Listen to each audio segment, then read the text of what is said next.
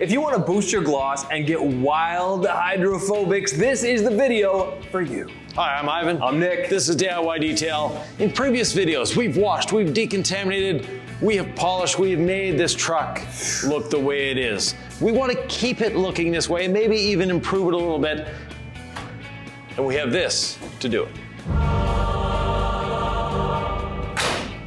Ivan, we've been serenaded by the entrance here. What is C6 Ceramics Hydro Lite? Why are we putting it on this truck? And if I don't have this truck, should I just tune out? No, if you don't have this truck, watch it anyways. It's a beautiful truck. But at the same time, C6 Hydro Lite is our top consumer available coating. And it gives you everything almost that the professional coatings do without the complications. Our professional coating, if you get a high spot, you'll be regretting it. Whereas this, a high spot we can deal with a little later on. And this is a vehicle with a lot of intricacies and corners and angles and curves that high spots are very possible. So we're going to walk you through the coating application on this vehicle. If you have a classic vehicle, if you have a vehicle with beautiful curves, there's a little more to it than what you think. And if you're a detailer and you want to learn, hey, how would I ceramic coat a classic vehicle? How would I use C6 Ceramics Hydro Lite? Yeah. There's just a lot to learn here, Ivan, whether you've got this old classic or not. By the way, this is clear coated, so it's going to be like modern day paint. Yes. Not that you can't ceramic coat single stage paint. No, now this is a clear coated truck and that's great, but if it were single stage, it's the same thing. Once you have it beautifully polished up and prepped, you don't need to worry about is it single stage or clear coat. They both work the same. We've washed, we've polished, and then after that, the step is, do you use C6 Ceramics, adhesion promoter polish, or panel prep? The choice is really yours. Right. We used app on this, and we didn't bore you with that in the video. We've shown you app many times. We want to get to coating this because, like I said, there's so many curves and little areas. We'll be educating you along the way. Nick, we normally start with the hood, and we're going to continue that tradition here. Okay, why do we do that? We want a big, wide, flat area so that we can see what we're doing. We can also prime our applicator pad because the applicator pad, by the way, it holds onto me. I'm not having to hold onto it. And if we normally do our 1 or 2 drops on it, we're not going to be able to do that and get this whole hood done. But at the same time, we want to get it all over the pad so it glides easier. So I'm going to start with 8 or 10 drops. Now this is you've seen that I put a lot more than 8 or 10 drops. The reason I did, this is a bottle that unfortunately doesn't have the same stopper in it. We're trying different ones. This is one we're testing and let's just say the test isn't conclusive on this one. So I maybe put 30 drops because they're a lot smaller than our normal applicator. You may have done this at home, Ivan. Show them what to do and how to adjust. So we're gliding it across the paint, and that little squeaking sound, don't worry. It's not scratching the paint. Will that continue? Is it primed? Like, tell me what's happening when as the applicator gets primed, it will cease doing that. And you can see an oil slick on water look starting to form. It looks like and here, a bit of a run, so I've got it too thick there. So let's wipe that away. Now I'm making sure to box in the edges. And this one is very easy to see when we've done half the hood. There's a line up the middle. When 50% of that has gone back to clear, that is when we start leveling. Now, Nick, I taught you something the other day, and you're doing exactly the opposite.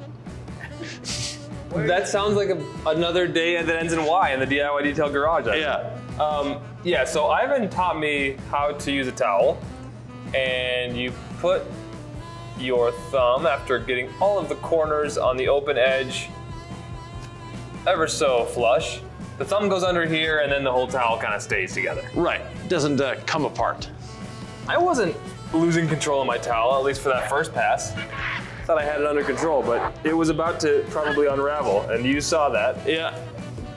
Which you have a gift for seeing what could go wrong in the future, and that's part of your efficiency. So I'm actually leveling outside of the lines. I'm using 2 towels, and I'm going around a logo like this, or an emblem, sorry, knowing that it's a high spot, hot spot, and I better be a little extra careful with my plush buffing towel here.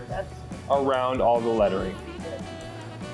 And here in the camera, we have a very, very good representation of what that oil slick on water looks like. And you can see it, it's starting to dissipate. And when Nick comes to wipe this off or level, because we're actually not removing coating when we're leveling, we're just spreading it out a little thinner. Notice how I'm going way over the lines? Yeah. Why am I doing that, Yvan? Security, safety, we want to make sure that we're getting everywhere. And when I apply, I go past the lines. And when Nick levels, he goes past the lines as well. Now, there are some coatings on the market that if you overlap, you're in a problem. Our coatings don't do that. You can overlap quite easily. Now, normally we put one or two, maybe 3 drops. Again, this is an experimental one. The bottle and the little dropper in it is way, way smaller than what we normally have. Meaning I'm having to put a number of drops on, but once we get over this hood, I'll have a rhythm going and I'll know exactly how many drops I need to put. So I'm gonna start at the back of the hood again, Nick, work my way forward like we did last time. Boy, that part of the hood we just coated is just shimmering, Yvan. Yeah, it will be gloss and slick almost immediately, but as time goes by, the next hour or so, it'll be even glossier and even slicker. As the coating starts setting up, it will do that and just get better and better and better. Why would I ceramic coat a classic car? It's just a show car. It doesn't need a coating. Well, thankfully, the owner actually drives this. So, but yes, it is a show car. And yes, every car deserves a coating, especially one you want to preserve and keep. No, I was playing devil's advocate, Yvan. I love a ceramic coated vehicle. They're just so easy to clean. And you know, one way to really mess your vehicle up and scratch it up is to clean it improperly, to dry it improperly, right? So it's like when this becomes easier to clean, I feel like it's also going to be safer for the paint. Yeah. Any truth to that? 100%. Especially for the enthusiast out there who may not be an expert detailer. Yep. Coatings are not difficult to apply. Wax is actually a lot more difficult to apply than a coating is. Okay, I've got my first leveling towel, I've got my insurance wipe towel, and I am gonna insist that we maybe just honor the fact that I'm gonna spend some time around this logo before we get too far ahead. Yeah. Why is this a high spot, hot spot, Yvan? Anywhere there's an intersection, a change of plane, a change of shape, that is where you can get a high spot. And a high spot basically looks like this. So you have a beautiful area, and then you've got an area where coating has remained on the surface. And that's an excess of coating. That's why we call it a high spot. It's an excess of coating, and it will continue to look like this. Now this one is dissipating, that's normal. But this is something that if you leave that, it's not a bad thing in the sense that you've got extra coating there, but it's a bad thing visually. So we don't want to leave any high spots. So this is the ceramic coating, and we just go in a circular motion and apply it to the surface.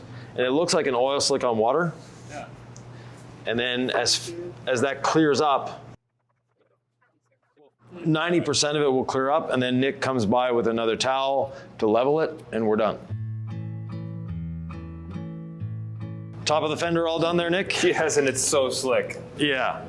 So I'm going to do the rest of the fender, and you know, the body pieces are very, very distinctly separate on this vehicle, which is nice. So we'll get this fender done, and then we'll do the front end, the grille, and work our way around. Now normally, I would go up onto the hood, I would go onto this portion here, but we have the nice piping that's there, so I don't need to. We have a very distinct line of what is a panel and what isn't a panel. Well, look at you switching the applicator. Now you're backhanding it. What's the technique change? My shoulder, so if I were like this, notice how I have my arm in a very uncomfortable position. Now my arm is in a much more comfortable position. It's harder to do that with a block, isn't it? The block wouldn't stick to your hand. No, definitely not. I'm just saying, I used to use a block. Yeah, we all did.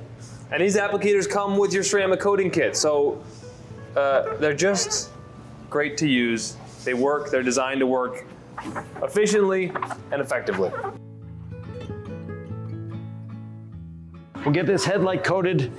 It might give the owner a little better vision at night. No, trust me, these headlights, 3 fireflies racing in front of the truck would probably give better lighting than these headlights do. How's it feeling under the towels, Nick? Incredibly slick. Good. So I'm gonna do the grill surround to start. Then we'll come in and do the grill afterwards. Normally, I'm the one that says, the grill, we're gonna use quick beads later on, but this beautiful chrome grill, we are gonna coat. So Nick coloring outside the lines as he does so well, making his kindergarten teacher proud. When you're applying a coating, it's great to color outside the lines. Channel your inner kindergarten student. You get to be a rebel. Yeah. Were you a rebel kindergartner, Yvan? I was a very model kindergartner, coloring inside the lines as much as I could. But now I get to color outside the lines, so it's a lot of fun. Now, we have a metal-specific coating, our metal ceramic coating, that actually would be the better choice for this grill. But this is real metal. A lot of this is now kind of plastic. Right, and this one is real chrome, real metal. That being said, this is a vehicle that's not driven in the rain, if they can avoid it. It's not driven in the snow, so the Hydro Lite will hold up beautifully on this. Now, if this were polished aluminum, definitely I would have reached for our metal coating because polished aluminum is a lot more difficult to deal with than chrome. There you go, Nick. So let's do this filler piece here. I mean, I like the feeling of slick. Is there any benefit to slickness with a ceramic coating though, outside of, ooh, that feels nice? Benefits are actually, if we feel that it's slick, so will the dust and dirt. Meaning they're gonna come off a lot easier. I love having the insurance wipe towel. Yep. I mean, and having it be a different color, a different actual towel, it just helps me remind myself, okay, this is for the second step, right? First step, second step, and now they've become in disarray, so I'm gonna reorganize the towels and get them all nice and square again. Line up the corners like a good kindergartner, following instructions. Basic, but important. You know, a kindergartner could probably install these, Yvan. Definitely, you know, people freak out that, oh, ceramic coating, it's permanent. It's difficult. It's not difficult. It's very easy to do. And if you do screw up, if you get a high spot, it can be corrected. There's no need to stress out about it. Now, the ideal is not to get any high spots, but if you do, don't worry about it. It can be fixed. Want to go down that side or this side? Whatever, yeah, you choose. Well, we started on that fender. We'll end on this one. So perfect. Let's go down this side. Let's put the hood back down. Up here, the wipers are very, very small and barely holding on. So Nick, I'm gonna do up to the top of the windshield here. So there we go, Nick. It's very easy to tell the halfway point of the windshield on this one. Yeah. But I saw that you went over the lines there, so I'm gonna make sure I do that as well. Yep. And the mirror is part of the fender on this, so I'll do the mirror. Did you go down? All the way down, yep. Okay. So a lot of intricate little lines, a lot of curves and things that we need to consider as we're doing this. So for Nick in the leveling step, this is high concentration time. Oh, especially around this mirror. I mean, I can just tell, I'd leave something right here, right there. So I'm focusing. Yep. I'm the world's greatest leveler, Yvan. I don't mess around, okay? There you go. That's my new title. Well, it's better than high spot Mickey. I agree. I'm manifesting excellence. As we do to not get in each other's way, we're gonna hopscotch around the vehicle a little bit. So I've done the upper part of the door and the windows, including this beautiful little vent window apparatus. Do you know what this is for, Nick? Air conditioning. Yeah, exactly. So I've done that. While Nick is doing the upper part, I'm gonna do the bedside and then come back and do the door and the cab corner afterwards.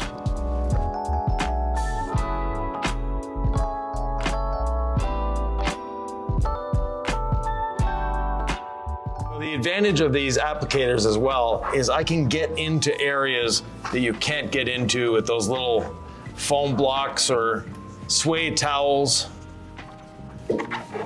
Very easy to get up inside of here, not a problem. We want to make the truck easy to clean everywhere. So we want to get the coating, the coverage of the coating as much as possible. So areas like this, as long as I can get the pad in there, I can coat it. And this is a very simple pad to get in all these areas. So Nick, all around the bolts here. Okay. And then from there to there. Yeah, when you retouch an area that you've done 5 or 10 minutes before, you feel that immediate slickness. What's happening in the time after the coating is literally applied and then leveled? It's curing. So between the application and when you're hitting it with your towel, what's happening is it's cross-linking to the paint. With the preparation, we've opened up the pores of the paint, making it so that we get a mechanical as well as a chemical bond to the paint. Now, if you're asking though, these are steak pockets. Okay. And not the kind of steak you eat. What's a steak pocket, Ivan? Steak pocket, so you'll see a lot of these trucks, they'll have wood sides up here.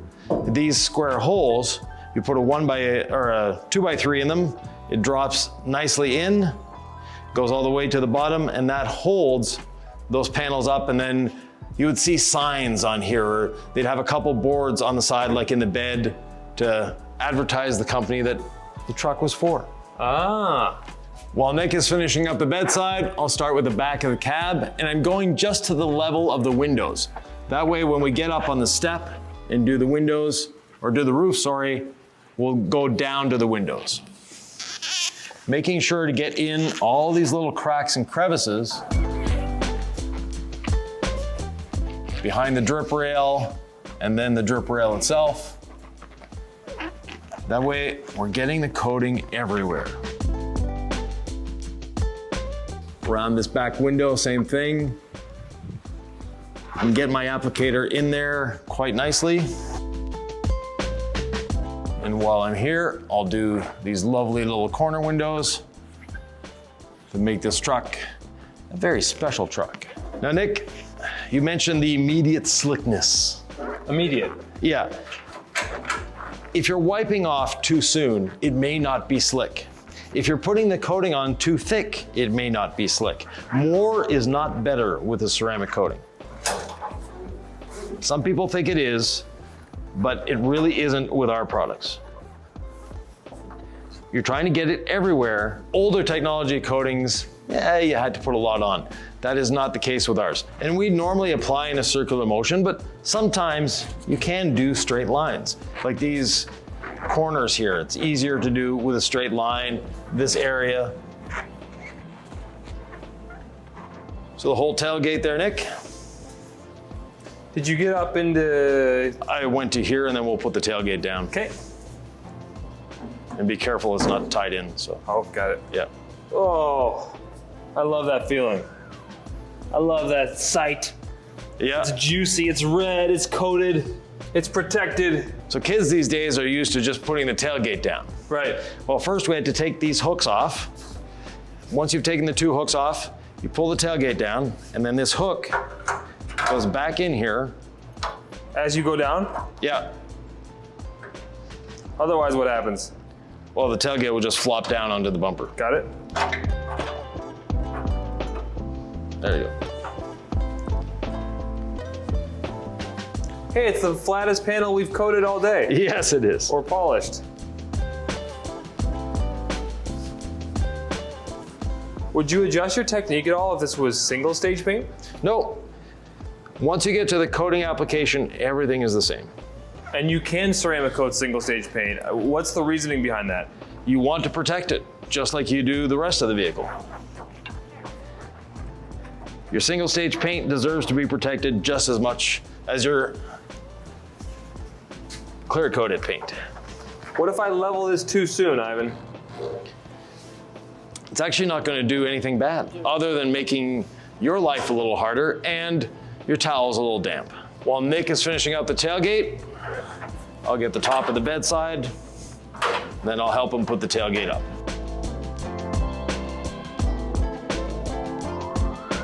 There you go, Nick.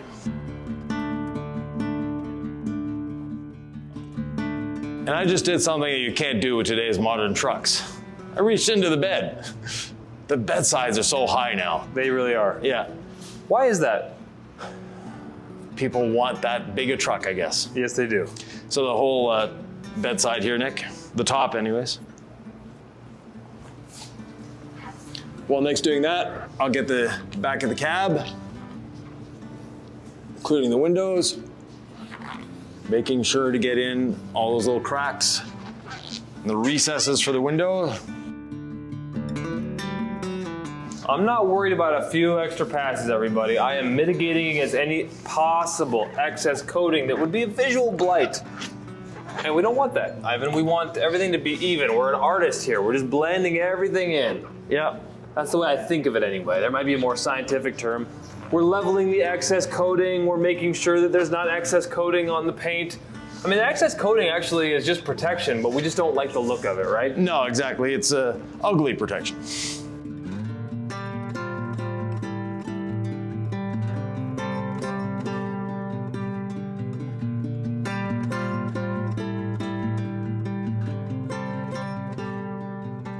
Really see, I'm coloring outside the lines. When Nick is leveling, he's going to color outside the lines as well.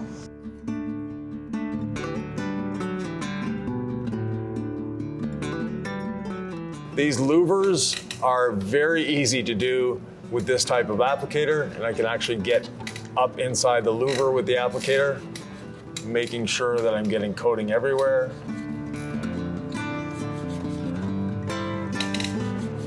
So you can think sort of outside the box using this applicator.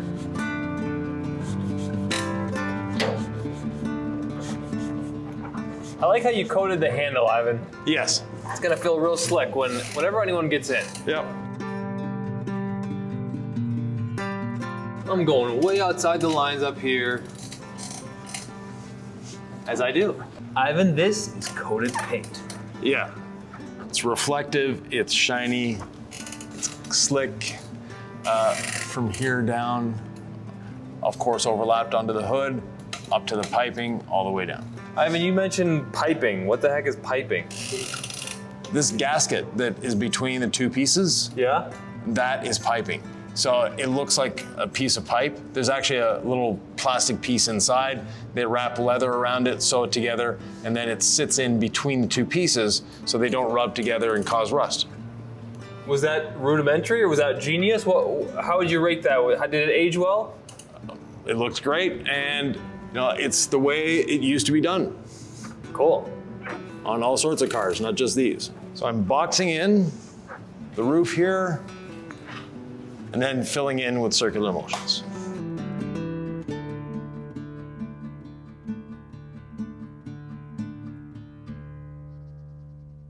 We're coating the wheels now. Well, yeah, these ones are the red and the chrome. You've never coated an easy to coat wheel like this, Nick. Yeah. Be ashamed not to do them. Nick, one last part to do on this beautiful 51 GMC. It's just amazing. We have the running board to do. Normally we don't ceramic coat running boards. We're not gonna ceramic coat these metal plates that you walk on, but the running board itself will ceramic coat because no one in their right mind would step on it. If they did, it's like, what are you doing? This is starting to feel more like a museum piece as we ceramic coat it, but I love the fact that it's going to drive out of here. Right, it drove into here and it's gonna drive out of here, and it's not driving to a trailer, it's actually driving to the airport. So, but yeah, just a beautiful truck that gets liked, that gets used, that gets, gets the owner where he needs to go. Of course, it's not a daily driver, but when you want to go out and get an ice cream, this is the type of vehicle you want to go do it in. Ooh, date night. This would be a nice date night ride, which I guess could be ice cream. Yeah. Nice cruise on the evening as the sun is going down. Might want to do it before the sun goes down all the way though, because the headlights don't do much, but nonetheless. I can actually see myself. No, very bad thing. We're gonna end the video just about here, but stay after our little getaway because we're gonna show you some drone shots of this vehicle in the shop. It's just such a beautiful vehicle to feast your eyes on. Do you want to share your name, Joe? Yeah, Joe Nito. Yeah. Joe Nito. Yep. Joe, what do you think of this truck now that it's been ceramic coated? I thought it looked good to start, but I'm telling you, this is, I mean, as we were just touching it, I mean, it's like glass. It's, it shines. It's, yeah, I can't say enough positive about how it looks after you guys have spent this time on it. I wonder if we could just chat a little bit about the truck. You were sharing a little bit about what this truck means to you. Oh, that goes deep. Yeah, it's, I had a little boy. He always wanted to have a red hiccup truck. And he's gone now, but when I saw this online a few years back, I thought I had to have that. So you don't see a lot of red. You see the blues and some of the other colors. So the red one, I just popped and I said, I gotta have that truck. So anyhow, it's a little sentimental to me, so. I hope that we were able to help you with the legacy of this truck. Just look as good as you would want it to look. And oh, yeah. You say hiccup, I imagine one of my kid was he called trucks trucka, like they just, yeah. So he called it a hiccup, but he couldn't get the P out, so he called it like he had the hiccup. And it's funny, to this day even, we've always said hiccup trucks, you know. But the hiccup truck with the hooker on the back, because he always had a trailer hooked up to it. So he didn't know it was called a trailer hitch, he just called it a hooker, you know, to hook onto the back of the pickup truck. So we got that for him, so. Anyhow. And what was your son's name? Jacob. Yep. Jacob. Well, yep. Thank you for sharing with us. He always wanted a red one, yeah. And you got it to honor him? Well, you know, I've always liked the trucks. I've had a 54, this is a 51, and yeah, I just, you know, it might sound weird, it's been 20 plus years, but, and not just to honor them, I just always said, you know, someday we'll have one, you know, so here we are, so. What does this truck mean to you? You know, I got to be careful because, you know, it's just a truck. You know, it's a piece of metal, but when you're driving it, it just rolls you back some years. You know, and I've always enjoyed driving old pickup trucks, but it was just cute when he was little. He took on that same affection. You know, he had a little red model truck like this, and I just, you know, sometimes you got to kind of relive through that, you know, vicariously through those little childhood memories of his and mine too. So, well, I have no concept of what it was like for you, but I'm just honored that you trusted us enough to be stewards of it for a few hours and give it a little extra fire engine red. Yeah, and you've done well. The product you guys, this is unbelievable. So I'm excited to get it out and drive it even more. So cool. Well, thank you, Joe. You bet. Thank you. Yeah, thank you.